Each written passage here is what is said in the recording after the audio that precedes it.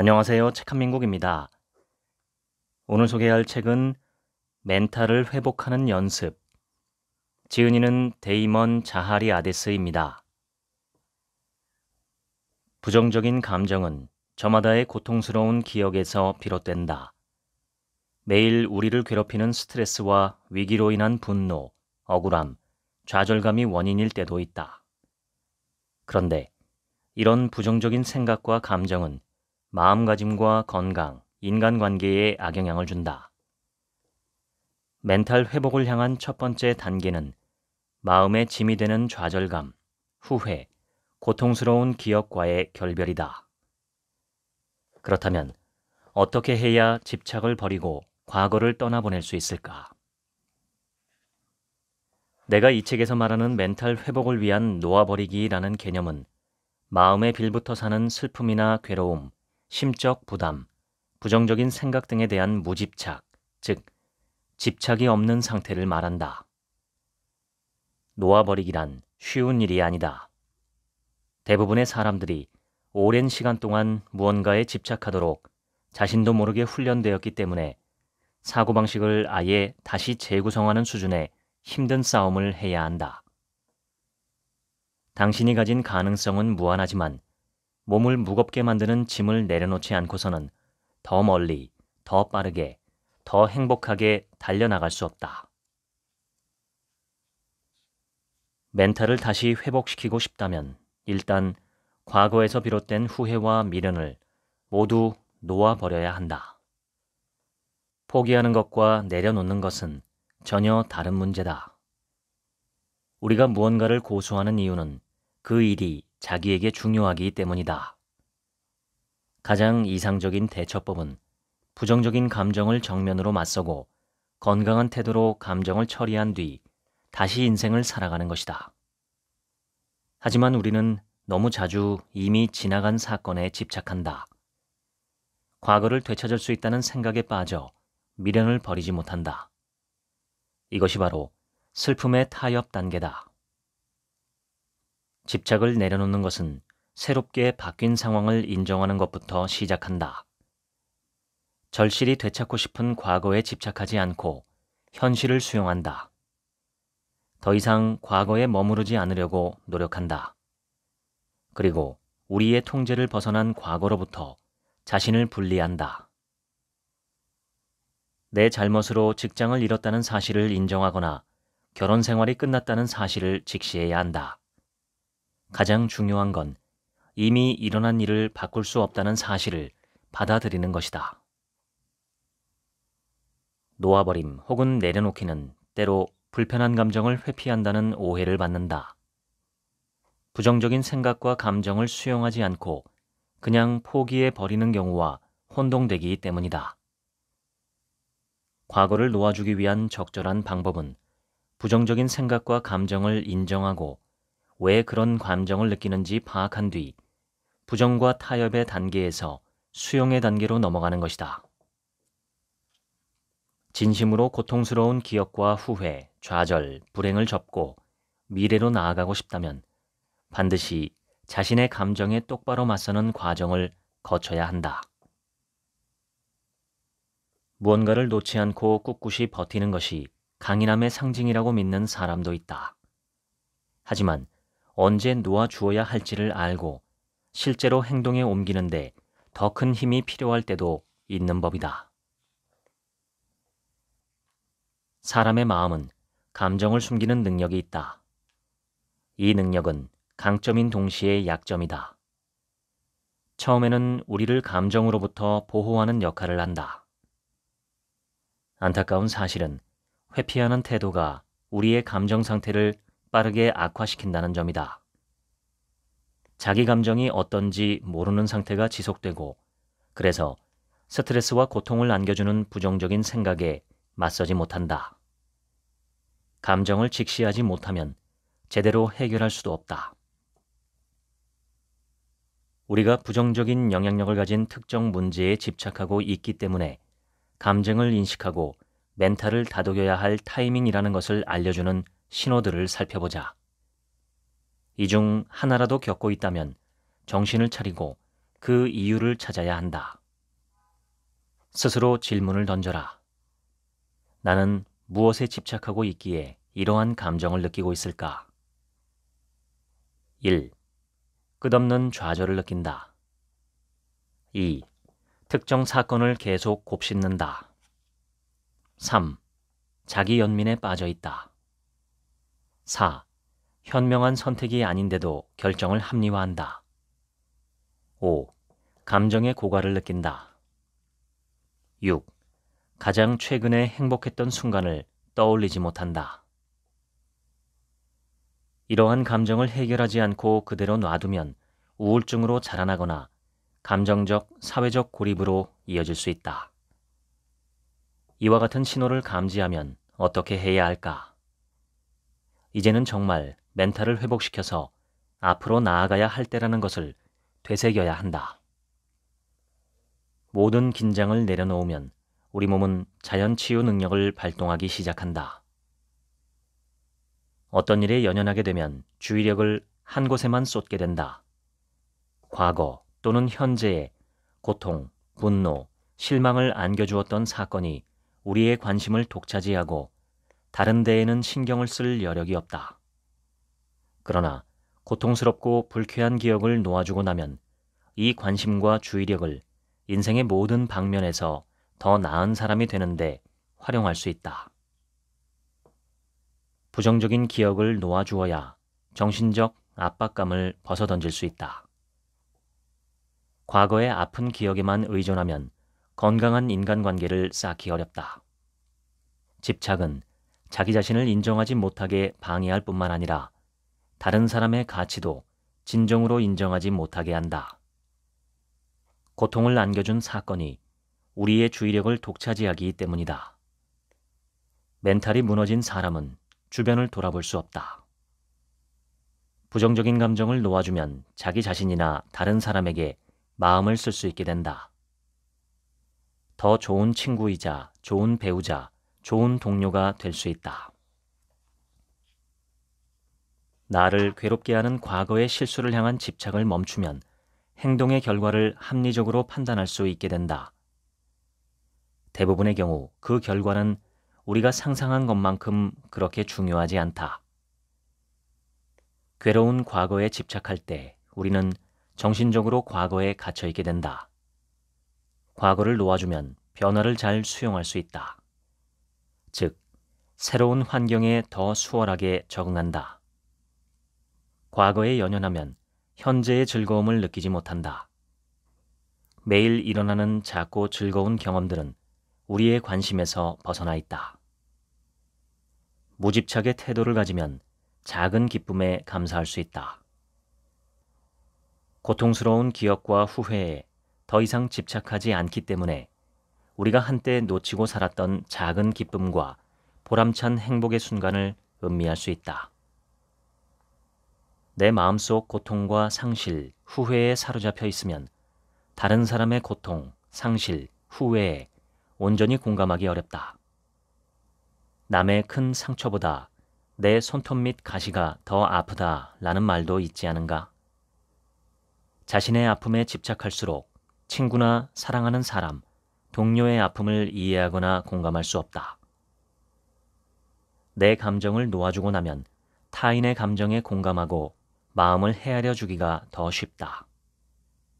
과거에 대한 미련을 버리면 나의 행복을 좌우할 수 있는 사람은 나라는 사실을 받아들이게 된다. 자기 자신이나 현재 상황을 긍정적으로 판단하기 위해 다른 사람에게 의존할 필요가 없다. 현재와 미래의 행복은 인생의 걸림돌인 후회, 실망, 슬픔의 감정을 놓아주는데 얼마나 노력했는지에 좌우된다고 말해도 과언이 아니다. 놓아버림이란 결코 쉬운 일이 아니다. 하지만 완전히 불가능한 것도 아니다. 과거에 무슨 일이 있었든 현재 상황이 어떠하든 상관없다. 고통스러운 기억에 매달리면 주변 사람들로부터 스스로를 고립시키게 된다. 친구나 사랑하는 사람이 우리의 아픔을 알아채고 도움의 손길을 내밀 때조차도 이 고통은 혼자만의 문제로 남겨야 할 것만 같은 생각이 든다. 이는 곧 외로움과 절망을 낳는다. 문제를 해결하지 못한 채 고립감만 점점 자라나서 그 누구도 자신의 고통을 이해할 수 없다고 믿는 지경에 이른다. 하지만 실제로 사람들은 인생의 다양한 지점에서 같은 고민을 한다. 아파하는 상황도 비슷하고 그 기억을 놓지 못한 채 후회, 상실, 실망 등의 부정적인 감정에 매달리는 것도 비슷하다. 다른 사람들도 나와 같은 괴로운 감정이나 사건을 경험했고 현재도 경험하고 있다는 사실을 인지하는 것만으로도 큰 위안이 될 것이다. 이러한 사실을 기억하며 많은 사람이 어려움을 겪는 20가지 문제에 대해 살펴보자. 놓아준다는 것은 영혼을 얽매는 과거의 이미지나 감정, 원한, 두려움, 집착, 실망을 떠나 보내는 것을 말한다. 고개를 끄덕이며 이거 완전히 내 이야기잖아 라는 생각이 들더라도 너무 놀라지 않기를 바란다. 1. 헤어진 연인. 헤어진 연인의 미련을 갖는 것은 적어도 잠깐이라면 자연스러운 일이다. 하지만 다시 인생을 살아가기 위해 언젠가는 그 관계를 놓아줄 수 있어야 한다. 2. 해로운 관계. 서로에게 감정적으로 의존하게 되면서 상대에게 고통을 안겨주고 나 역시 고통받고 있음에도 불구하고 관계의 끈을 놓지 못한다. 해로운 관계에 빠진 채로 감정적 자유를 경험하기란 불가능하다. 3. 질투. 질투는 불안과 시기의 감정에서 피어난다. 우리는 현재 손에 쥐고 있는 것을 잃을까봐 불안해하고 다른 사람의 행운을 시기한다. 이 모든 것은 우리의 자존심에 해를 입힌다. 4. 과거의 실패. 실패를 되새기는 건 현명한 일이다. 같은 실수를 되풀이하지 않도록 도와주기 때문이다. 하지만 실수에 집착하고 과거와 화해하지 않는다면 자책만 불러올 뿐이다. 여기에는 흔히 죄의식과 수치심이 뒤따르며 결국 자기 효능감을 의심하게 된다. 5. 선택에 대한 후회. 후회는 스스로 형편없었다고 생각하는 과거의 선택에서 비롯된다. 과거는 바꿀 수 없다. 그럼에도 과거 선택에 대한 후회는 마음의 응어리로 남아서 결국 정체성의 일부가 된다. 6. 예기치 못한 불행. 사람은 누구나 불행을 겪는다. 직장을 잃거나 건강이 쇠약해지거나 심각한 교통사고에 휘말리기도 한다. 신세 한탄을 하고 나면 속이 후련해질 수는 있지만 여기에 계속 집착하면 절망의 문을 두드릴 수도 있다. 7. 이루지 못한 목표. 목표는 이루지 못하더라도 큰 가르침을 얻을 수 있다. 자신의 강점과 약점이 무엇인지 깨닫고 인생을 새롭게 설정할 수 있다. 8. 타인의 평가. 다른 사람의 평가에 집착하는 것은 암묵적으로 그들이 대신 결정을 내려도 된다고 인정하는 격이다. 정서적 건강 역시 다른 사람이 자신을 어떻게 생각하는지에 좌우된다. 이렇게 되면 더 이상 나의 인생이라고 부를 수 없다. 9. 타인의 원한과 분노. 우리의 행동이 전혀 그럴 의도가 아니었음에도 상대에게 모욕감을 주고 괴롭게 하거나 분노를 느끼게 할 수 있다. 내 입장을 해명하거나 사과할 수 있고 용서를 구할 수도 있지만 상대의 화가 누그러지는 것이 당연한 것은 아니다. 마음을 다해 용서를 구했어도 상대방의 원한이 해소될 수 없다면 우리의 정신적, 정서적 안녕을 위해 내려놓을 줄도 알아야 한다. 10. 모든 것을 통제하고픈 욕구. 외부 사건은 보통 우리의 영향력 밖에 있다. 외부 요소를 통제할 수 있다는 생각은 환상에 불과하다. 환상을 지니고 있으면 정신적으로 피곤해진다. 주변의 모든 것을 통제하고 싶다는 욕구를 포기할 때 우리는 불운을 더 잘 받아들이게 된다. 11. 언제나 행복하고 싶다는 기대. 사람이 언제나 행복할 수는 없다. 고통은 인생의 한 부분이기 때문에 영원한 행복은 신기루와 같다. 12. 분노. 분노가 정당할 수는 있지만 계속 붙들고 있으면 감정이 소모된다. 13. 수치심. 수치심을 놓아주면 나는 불완전한 사람이고 가끔 실수도 저지른다는 사실을 받아들일 수 있다. 과거에 머물지 않고 현재를 충실히 살아가는 데도 도움이 된다. 14. 타인의 의견. 타인의 의견은 참고 정도만 하고 스스로 결정할 수 있을 때 자신의 효능에 대해 더 큰 자신감을 느낄 수 있고 자기 인정에서 비롯되는 만족과 행복을 누릴 수 있다. 15. 부정적인 비교. 다른 사람과 자신을 비교하는 건 자연스러운 일이다. 다른 이들은 어떻게 성공했는지 알아보고 비슷한 결과를 얻기 위해 그들의 결정과 행동을 본보기로 삼을 수 있다. 문제는 질투와 분노를 느끼며 자신과 타인을 비교하는 데 있다. 부정적인 비교를 하지 않는다면 열등감에서 기인하는 감정적 고통으로부터 자유로워진다. 타인의 멋진 인생은 그 자체로 헛된 환상일 때가 많다.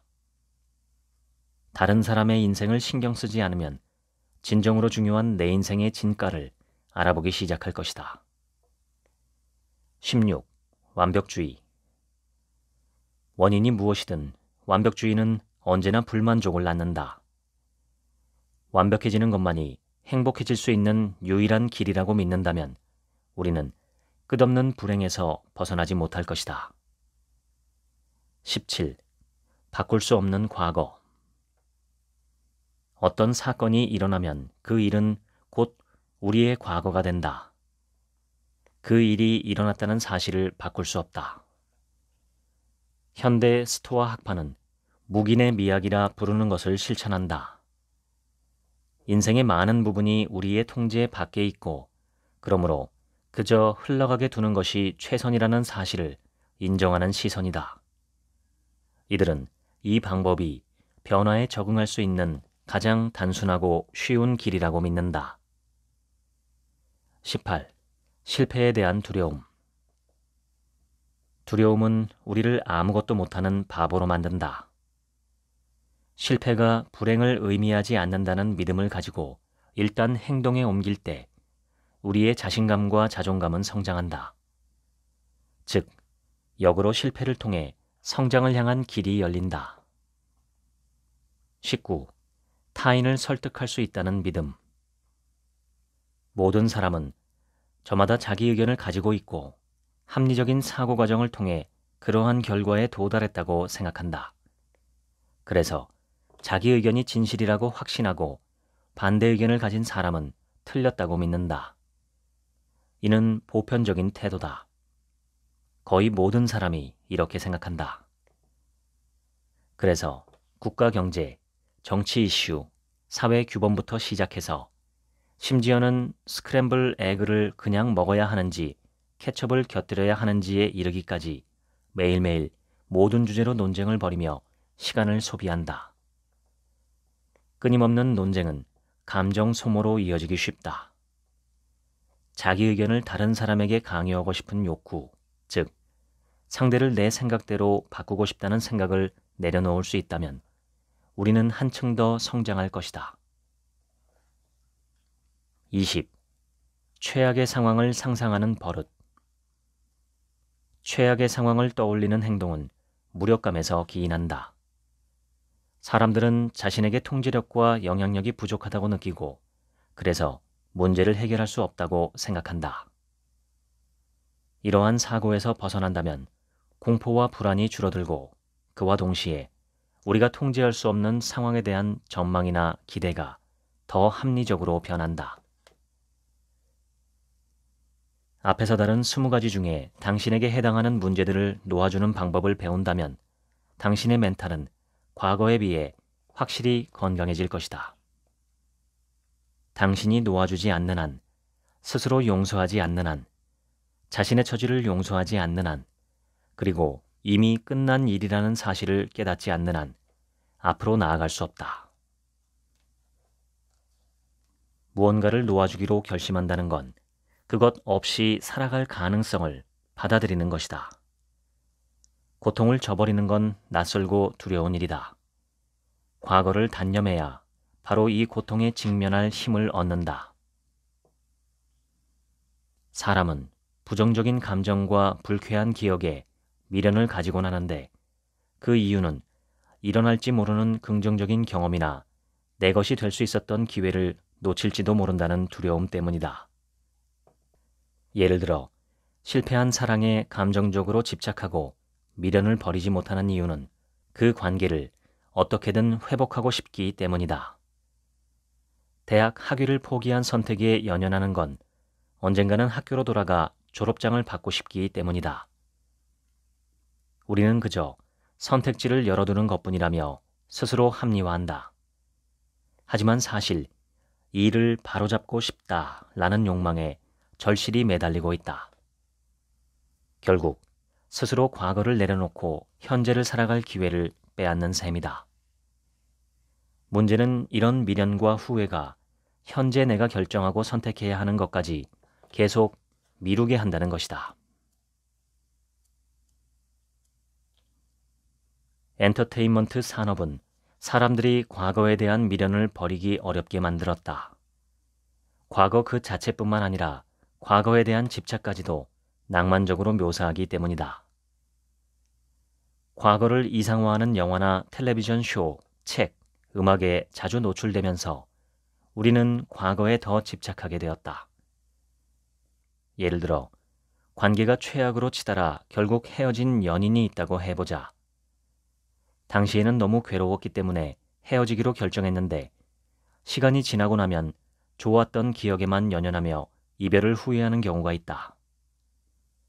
삶의 다른 영역에서도 비슷한 일이 일어난다. 직장에 불만이 많아서 이직을 결정했다고 하자. 그런데 새 회사가 기대와 달리 실망스럽다는 것을 깨닫고 나면 전 직장이 그립고 모든 게 후회스럽다. 과거를 이상화하는 습관은 언제나 슬픔, 좌절, 실망으로 이어지기 마련이다. 나라는 사람을 버려야만 비로소 새로운 내가 될 수 있다. 가진 것을 버려야만 필요한 것을 얻는다. 노자. 우리는 업적, 실패, 가치체계, 트라우마, 직업, 심지어는 소유한 물건과 자신을 동일시한다. 과거의 나를 버리면 믿을 수 없이 자유로워진다. 사기를 꺾는 스스로 붙인 꼬리표에 더 이상 얽매이지 않기에 훨씬 수월하게 고통스러운 기억과 괴로운 감정을 놓아버릴 수 있다. 어떤 때는 의도적으로 부정적인 감정에 몰두한다. 우리는 속상한 기억과 억울한 감정, 자신과 타인에 대한 판단에 집착한다. 그러다가 괴로운 감정과 생각에 중독된다. 심리학자들은 이를 감정 중독의 한 형태일 수 있다고 주장하는데 여기에는 다양한 이유가 존재한다. 상황을 통제할 수 없다고 느끼기 때문에, 터무니없다고 느끼는 사건이나 결과를 이해하려고 노력하다가, 특정 상황에서 자신의 선택과 행동이 옳았다고 스스로 안심시키기 위해서, 어떤 이유에서든 본질적으로는 애초에 부정적인 감정을 일으키는 상황은 우리의 책임이 없다고 믿기 때문에 그 감정에 중독된다. 이러한 집착은 미련을 버리고 현실을 살아가기 어렵게 한다. 안 좋은 일이 일어나면 사람의 뇌는 그 사건을 계속 추적하는데 특히 뛰어난 능력이 있다.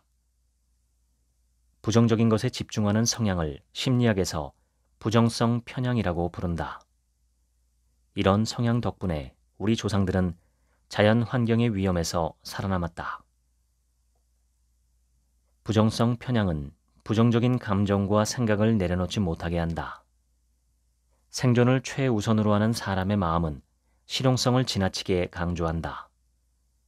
부정적인 감정에 집착하고 직감적으로 그렇게 하는 것이 미래의 피해로부터 자신을 지키는 일이라고 믿는다.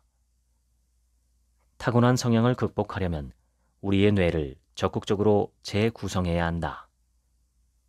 집착을 버리기 위해 과거의 부정적인 경험을 새롭게 바꾸고 현재 상황을 바라보는 새로운 관점을 고안하여 부정적인 감정에서 실용적인 요소만 취할 수 있어야 한다. 끝까지 놓지 않아야 강해진다고 생각하는 사람도 있지만 때론 놓아줌으로써 더 강해지기도 한다. 헤르만 헤세. 집착을 내려놓고 앞으로 나아가고 싶다면 나는 이제 집착을 놓아버리기로 결심했다 라고 의지를 담아 선언해야 한다.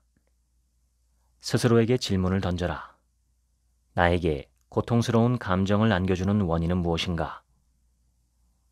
이 짐을 내려놓을 준비가 되었는지 확인해야 한다.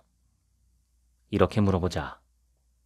괴로운 기억과 후회, 좌절감으로부터 자유로워진다면 내 인생은 얼마나 더 행복해질까? 집착을 내려놓는 것은 내가 할 일이라는 사실을 깨달아야 한다. 그 누구도 대신 해줄 수 없다. 이 진실에 눈을 뜬다면 목적의식이 생긴다. 자기 인생에 대한 주체성을 인정하는 용기를 얻는다. 과거의 인연을 놓아주겠다는 결정은 오직 나만이 할 수 있다는 사실을 인정하라. 그 권리는 당신에게 있다. 결정을 내릴 수 있는 능력도 실천에 옮길 의지도 당신에게 있다. 당신이 좋아하는 활동을 떠올려 보라. 그 활동을 할 때 어떤 기분이 드는가? 동네 공원이나 카페에 앉아 지나가는 사람들을 구경하다 보면 마음이 느긋해지는가?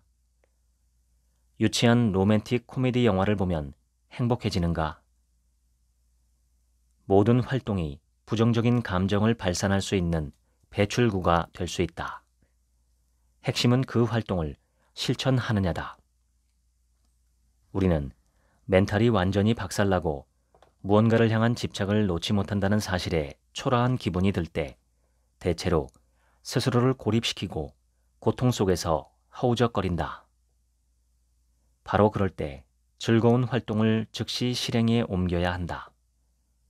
만약 공원에 가서 사람 구경을 하는 게 당신에게 휴식을 준다면 우울함에 빠져 지금 당장 공원에 가고 싶다는 생각이 들지 않아도 밖으로 나가야 한다. 유치한 로맨틱 코미디 같은 걸 볼 기분이 아니야 라는 생각이 들더라도 정확히 그렇게 해야 한다.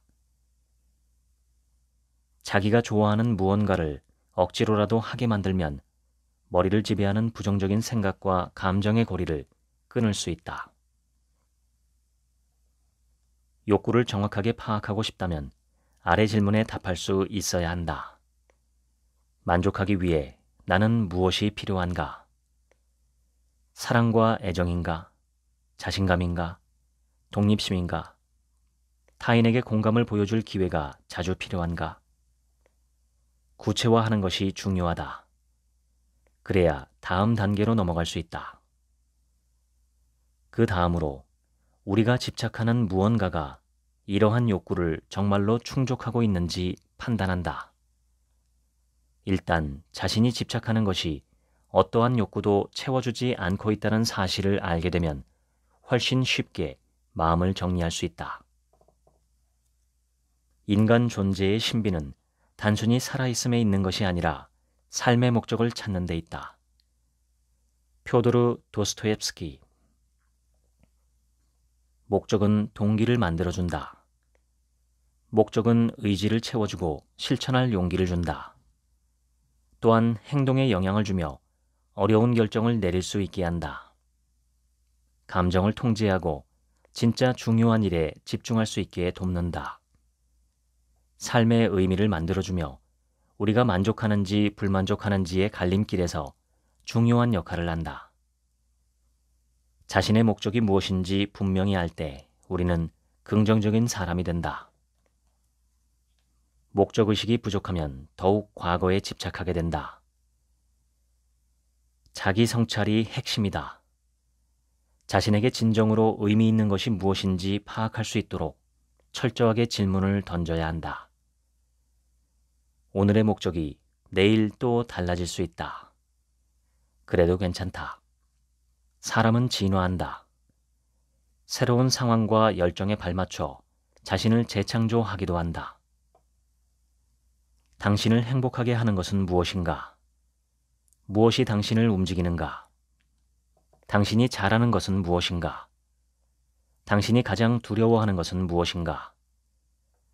앞으로 몇 년 뒤 당신이 죽는다는 사실을 알게 되었다면 남은 시간을 어떻게 보낼 것인가? 지금으로부터 10년 뒤에 당신은 어떤 사람이 되고 싶은가?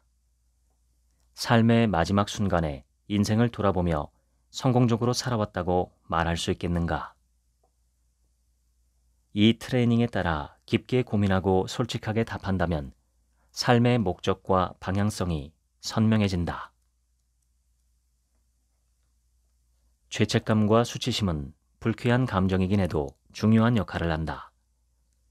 특정 행동이 우리의 가치관에서 벗어났다는 신호를 뇌에 보내는 것이다.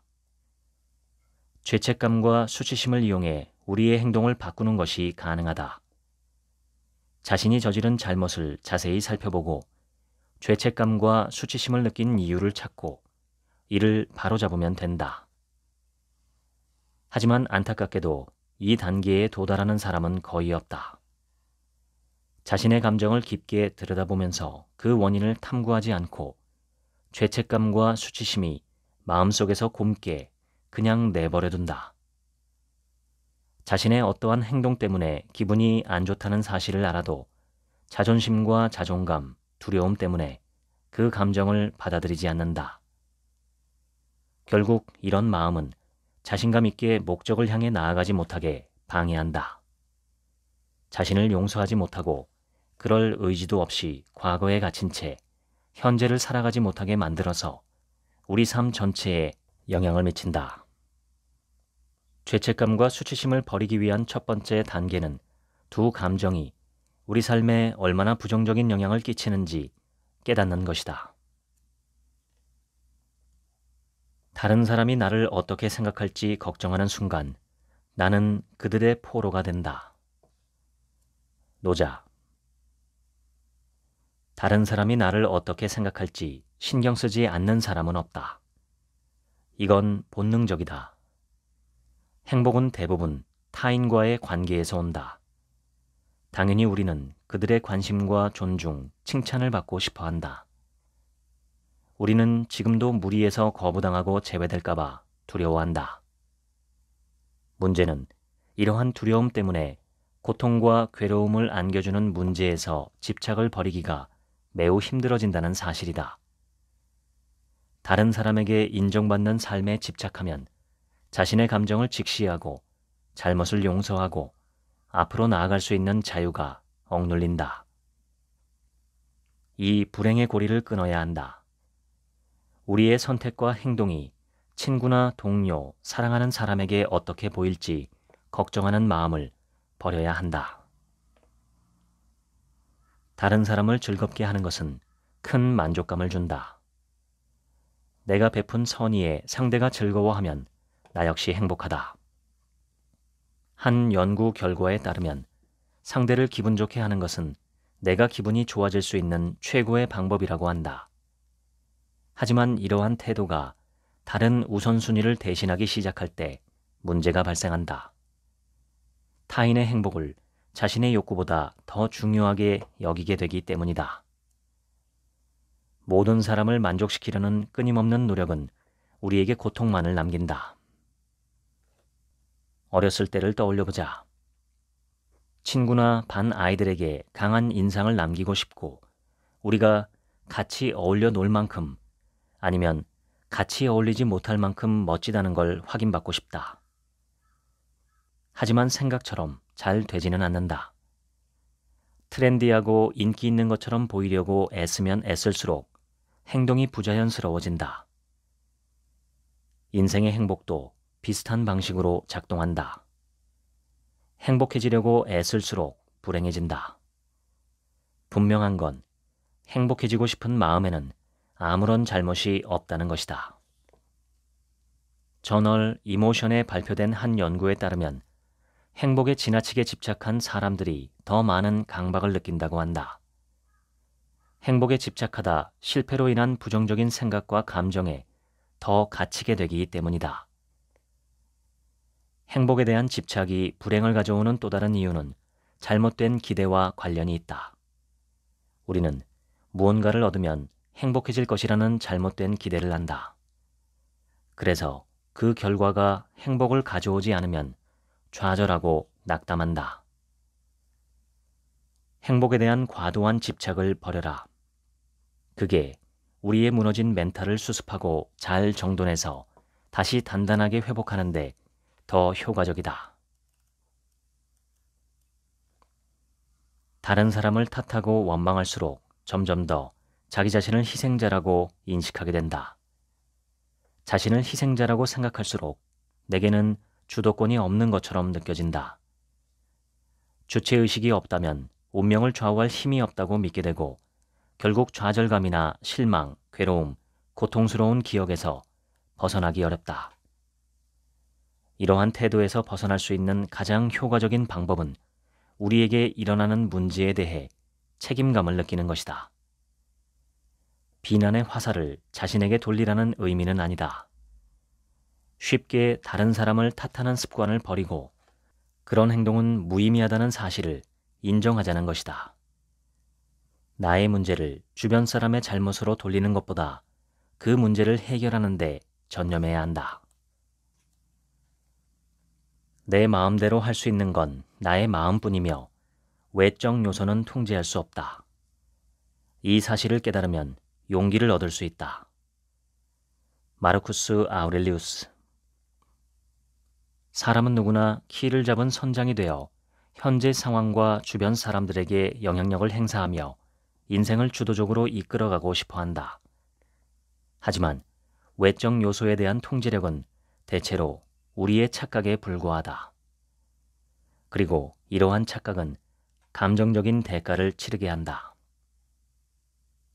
그것은 사람의 본능이기는 하지만 본질적으로 분노, 좌절, 괴로움, 후회의 감정을 내려놓는 능력을 손상시킨다. 부정적인 경험에 집착하고 그 일이 일어나게 된 이유를 받아들이지 못한다. 하지만 사실 이유라는 건 없다. 그저 인생의 대부분이 우리가 뜻대로 할 수 없는 것들에 좌우될 뿐이다.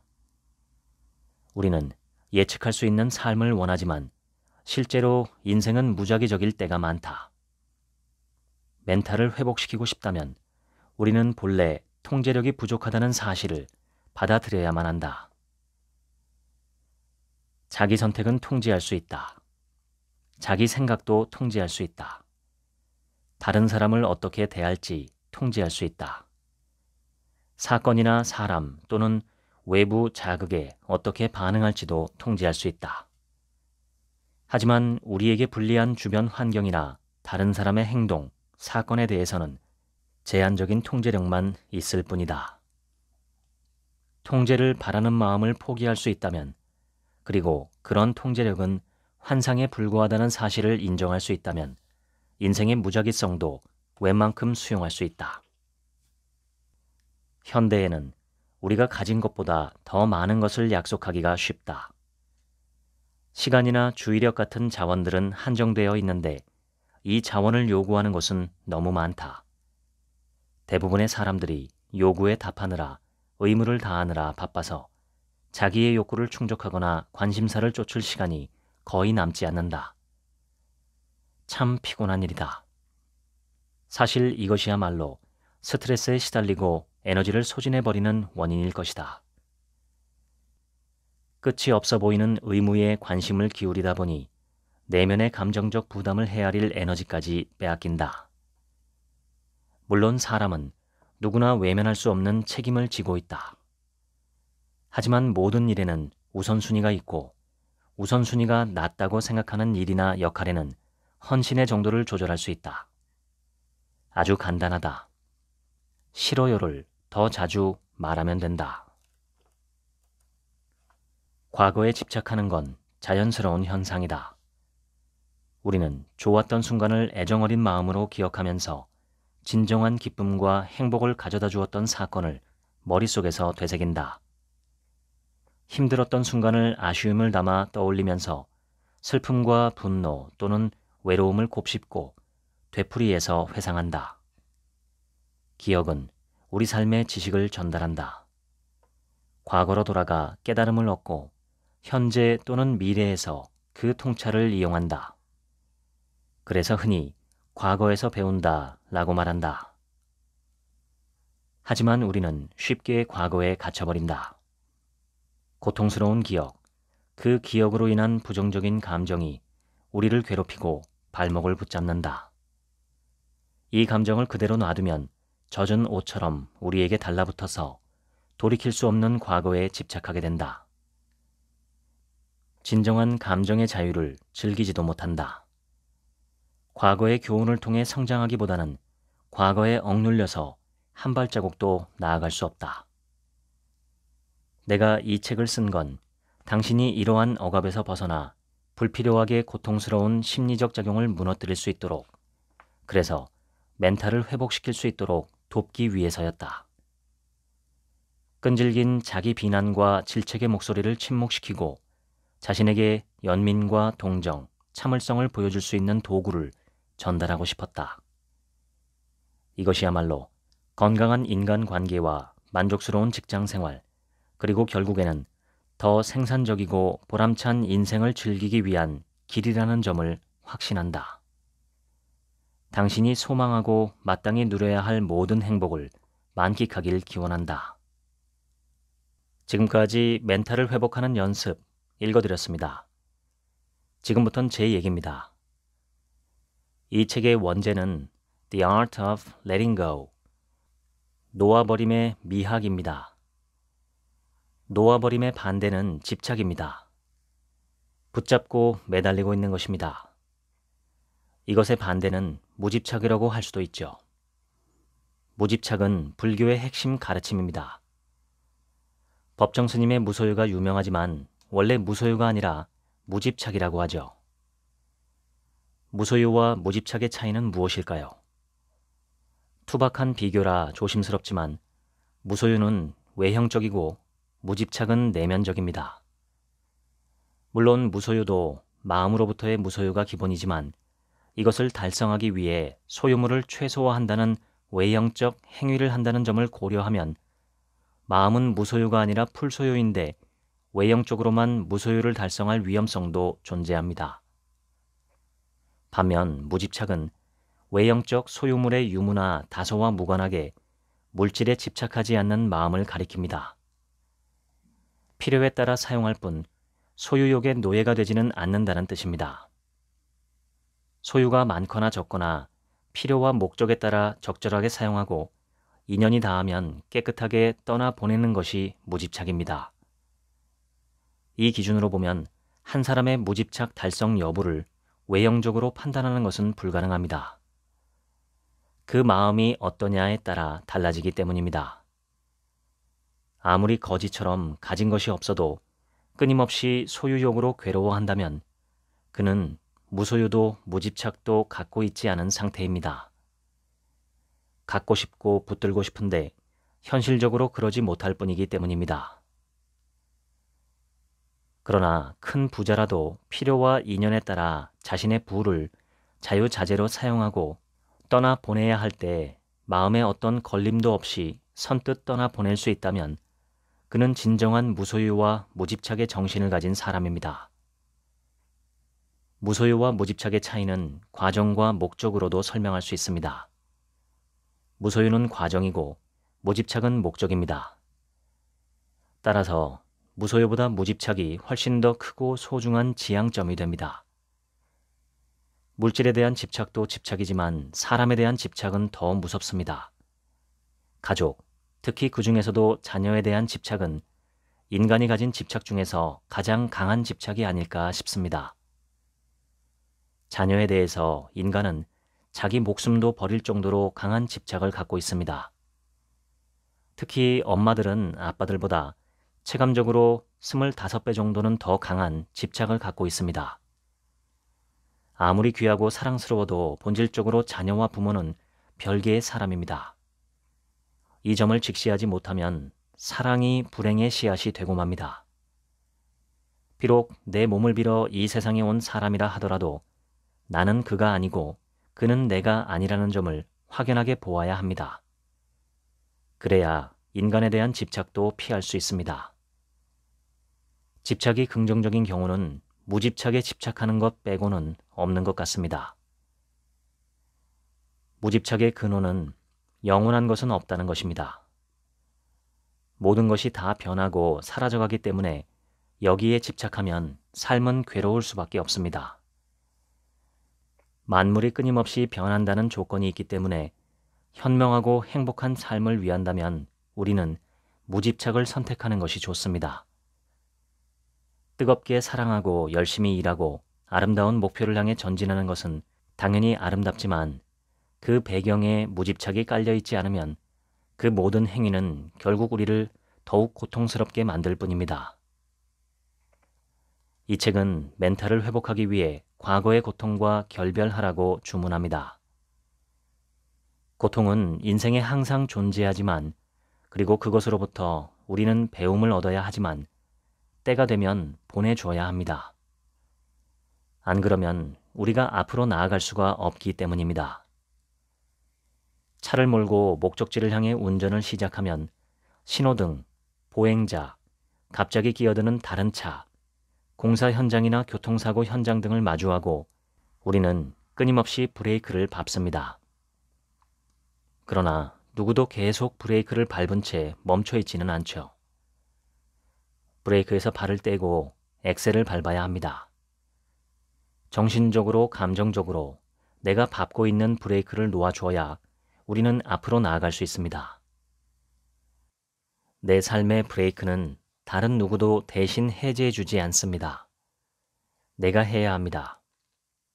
멈추고 넘어지고 때론 뒤로 물러서는 것도 앞으로 나아가는 과정의 일부입니다. 진흙탕에 넘어질 수는 있지만 똥통에 쓰러질 수는 있지만 그대로 삶을 포기해서는 안 됩니다. 일어서야 합니다. 자신을 괴롭히는 과거의 고통과 이제는 결별하시면 좋겠습니다. 부정적 감정의 카타르시스, 감정 중독에서 벗어나 앞으로 나아가기 시작하면 가볍고 상쾌하게 살 수 있습니다. 아무리 나이가 많아도, 아무리 지금이 엉망진창이어도, 아무리 과거가 실패로 점철되어 있다 하더라도 우리는 지금 여기에서 언제나 긍정적인 방향으로 행동하는 선택을 할 수 있습니다. 무언가 의미 있고 좋은 것을 단번에 한 번에 얻으려는 조급한 마음은 그 자체가 어리석음입니다. 하루에 0.1%씩만 고쳐나가도 3년이면 나는 다른 사람이 됩니다. 항상 지금 여기에서 좋은 선택, 현명한 선택, 미래를 위해 바람직한 선택을 하시면 좋겠습니다. 지금까지 책 한 민국의 하루치 생각이었습니다. 감사합니다.